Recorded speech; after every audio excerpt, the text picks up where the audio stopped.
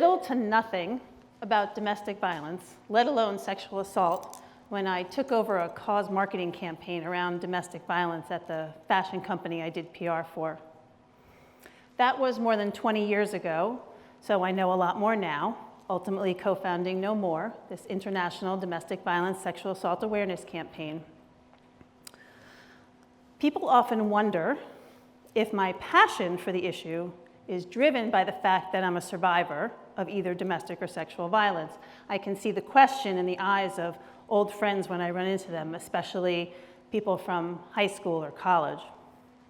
The answer is no, I'm not, but that makes me an anomaly of sorts. Because in this country, 1 in 4 women experience domestic violence at some point in their lives. 1 in 6 men are sexually abused before the age of 18. 1 in 5 women are survivors of rape. And 1 in 3 teens will experience sexual or physical violence or threats from a partner in a year. And the statistic that I always find the most chilling is that 80 to 90% of sexual assault is committed by somebody the victim knows. These are not new statistics. They reflect the current norm. But I suspect they're new to some of you. And if they are, what it should be telling you is that if you are not directly impacted by either of these issues, you definitely know someone who is, or I would say you actually know more than one person who is. So what do we do to stop this? We have addressed big challenges in our country before. If you think about breast cancer, driving under the influence, HIV/AIDS, large public awareness campaigns encouraged us to learn more, speak openly, and take actions that could save lives. Now, in the era of Time's Up and Me Too, we definitely speak much more openly about these issues. The problem is that most of us still don't know what to do to prevent it for our families and for society as a whole.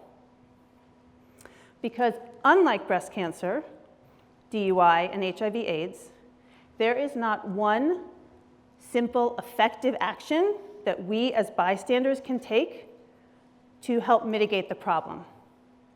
You can't get a mammogram, take someone's keys, or wear a condom. Beyond the fact that it's hard to simply and effectively communicate about an issue with such deep and complex roots, it also doesn't fit neatly into a box. Each case is different, each situation is different, even though the dynamics of power and control at the core are the same. It was this, the challenge of communicating in a way that would drive action, that compelled me to start No More with a colleague more than 10 years ago.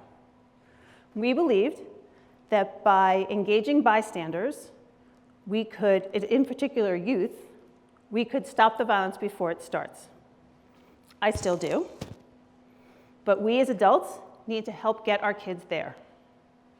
We need to give them the tools to understand what healthy relationships look like, to appreciate personal boundaries, to demand respect in all of their relationships, to resolve disagreements without violence, and to understand consent beyond no means no.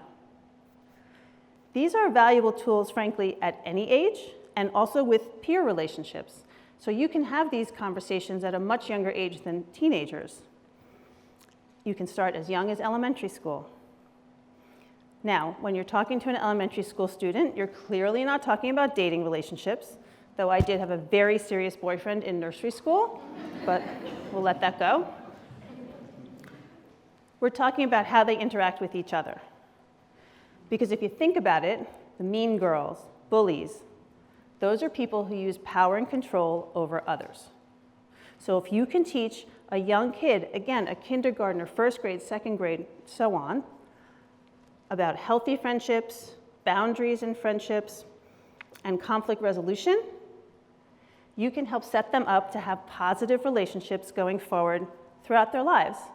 Peers, dating, colleagues, you name it. Now, talking to teenagers is a whole other story. Beside the fact that they don't want to talk to adults about their relationships, they have a lot of other forces that are at play. Things that many of us did not have to deal with growing up. Take the phone, for example. When I was a kid and I got home from school, I was home. I either spoke to my friends that night or I saw them the next day.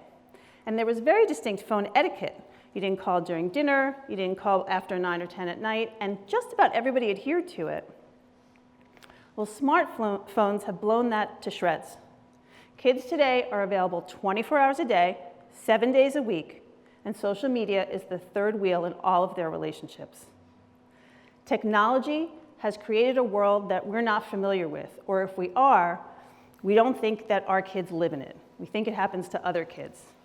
Things like an angry ex sending naked photographs around, constant texting day and night to say, where are you, what are you doing, and who are you with? Online bullying, and of course the infinite amount of pornography that's available at their fingertips. Kids today are getting messages and we can't control where they're coming from. So we need to be more proactive in giving them the tools and the language to make good decisions. Look, talking to a teenager about trust and respect and honesty in a relationship versus isolation and jealousy and threats, when they would rather be doing just about anything else, is not easy. I have 3 teenage boys, and we have had some very silent car rides. Very silent car rides. But it is necessary, because if we don't, they're going to get that information from other sources, like pornography. Studies have shown that kids are using porn to learn about sex and relationships, and it's leading to confusion around consent. So we, as adults, need to take a collective deep breath and understand that our kids have access to this, and if it's not your kid or the kids in your lives, it's their friend or their friend's friend. It is out there. So we need to have what may be an uncomfortable conversation, but sit down and make sure your kids know that what they're seeing is not real. It's fiction. And that healthy sexual experiences are based on clear mutual consent, period. The upside is that we'll be creating or helping to create a generation that will make significant progress towards ending domestic and sexual violence, and we'll be giving them the tools to create their own new normal. 40 years ago, we didn't talk about breast cancer the way we do now. It was taboo.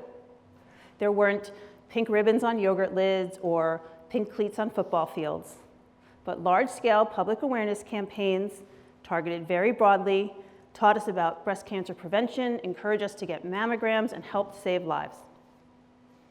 I consider HIV/AIDS the most similar to domestic and sexual violence because of the shame and stigma around it.